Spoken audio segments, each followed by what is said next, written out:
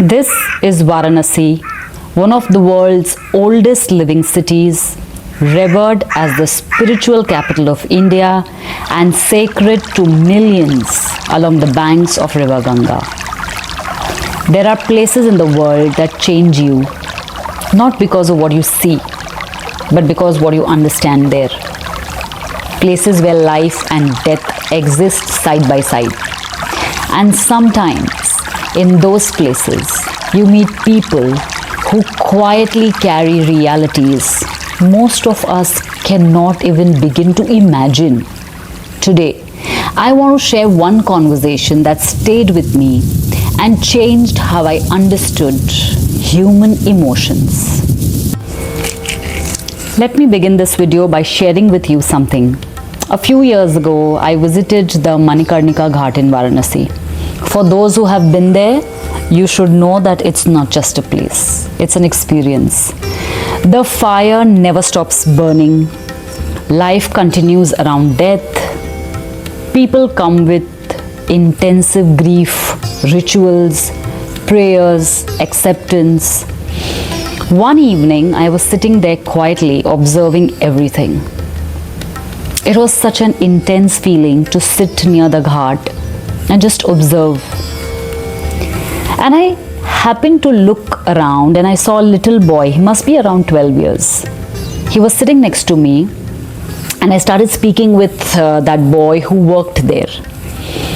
His job was to help lay the bodies on the funeral pyres. And I asked him gently, how does it feel to do this work? Because I was very intrigued. He was a 12-year boy and I just wanted to know how does he feel like working there. And he said something which stayed with me forever. He said, I don't feel anything. Don't feel anything? At first I was surprised, honestly. And then he explained his journey. I said, what do you mean by you don't feel anything? And he said when he first started working there, it was a legacy work. His uncles used to do it, the father, his grandfather. And initially when he used to do it, it was very extremely disturbing, seeing dead bodies every day. Sometimes dead bodies used to come burned, sometimes they were damaged, sometimes they were half cut, sometimes there were no eyes, there were no hands, sometimes they were very young people, and sometimes there were even women. Now these images would stay in his mind. He couldn't sleep, he felt shaken, and during that initial phase he had to get into compulsive intoxicants just to suppress the pain and the fear he felt after seeing those bodies. Not for enjoyment, but for escape. Now because the emotional intensity was too much for him to process, he got into these intoxicants. And over time, something else also happened.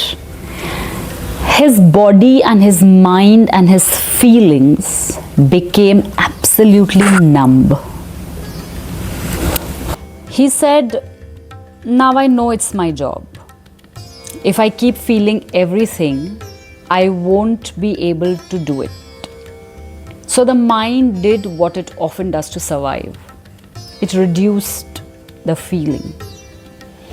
Now listening to him, I realized something very important about mind and human psychology.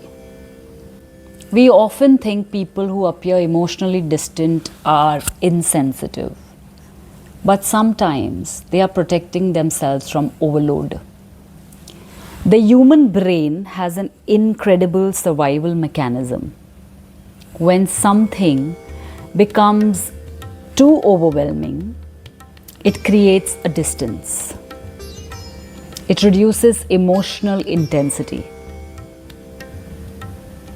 And sometimes people look for external ways, healthy or unhealthy, just to cope with what they are carrying inside.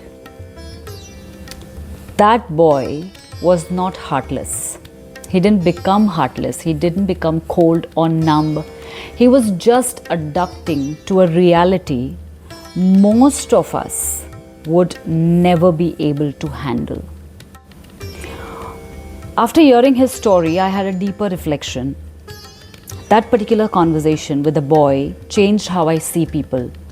We never really know what someone has experienced, someone's silence, someone's detachment, someone's behavior may not actually be a personality trait. It may be survival. And when you understand that, compassion will naturally arise on its own. On that day, I realized that Manikarnika Ghat, which is known as a place where death is confronted, it also helps you understand life better. I understood that human beings are far more fragile and far more resilient than we think, and that behind many calm faces, there are untold stories.